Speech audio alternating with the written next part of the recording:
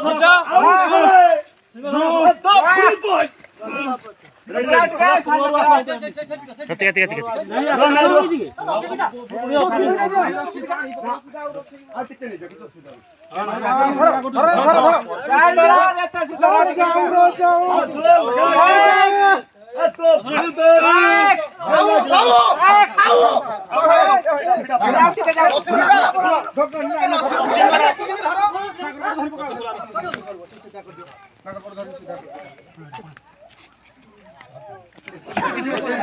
কিছু ব্যস্ত হবো না, খোলা আরামসে খোলা পথটা ডবা আউটি